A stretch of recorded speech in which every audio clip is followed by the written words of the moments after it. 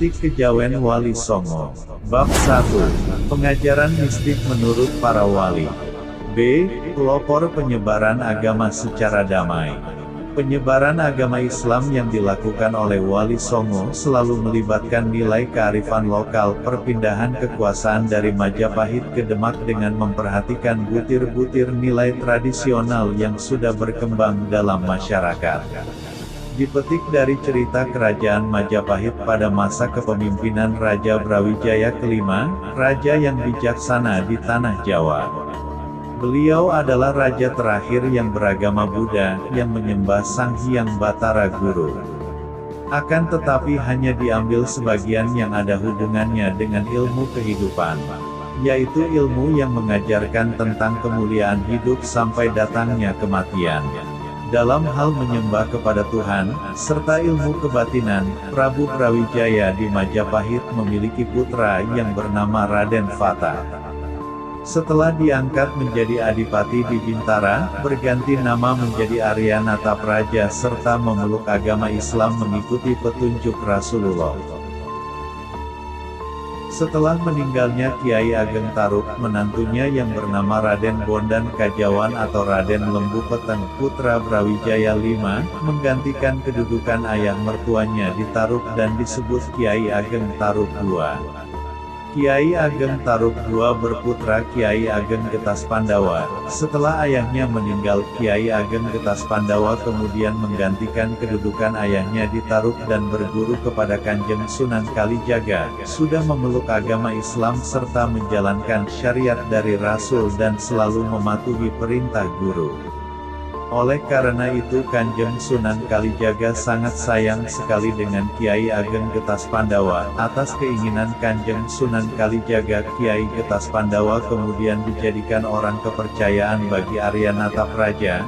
Mereka berdua sangat kompak dan saling menyayangi dan sehidup semati, karena memang keduanya masih ada pertalian darah. Segala sesuatu selalu dibicarakan bersama-sama.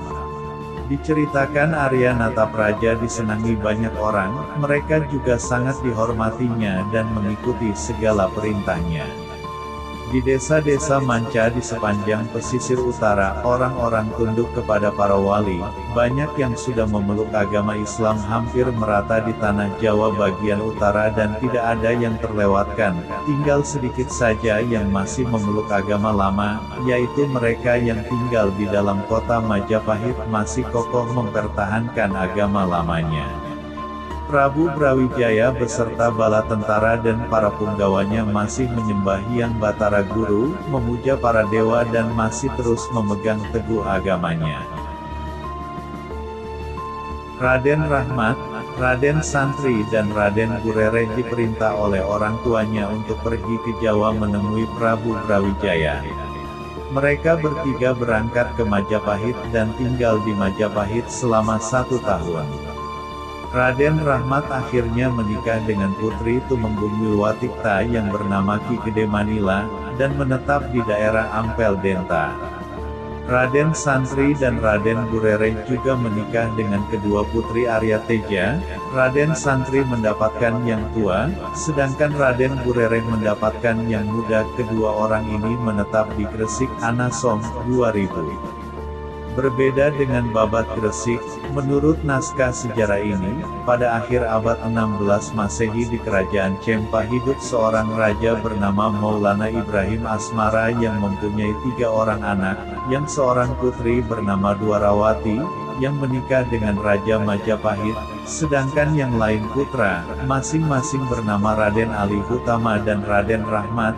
Raden Ali Hutama dan Raden Rahmat pergi ke Gresik dengan menumpang sebuah kapal pedagang.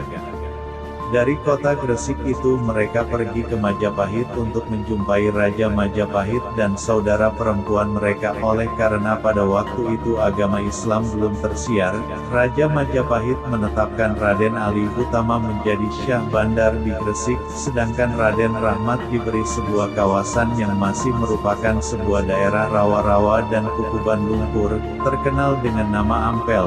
Sejarah peradaban Jawa telah mendapatkan warisan yang berupa ajaran mistik kejawen, Wali Songo menerapkan mistik kejawen itu berdasarkan ajaran agama yang diselaraskan dengan nilai budaya.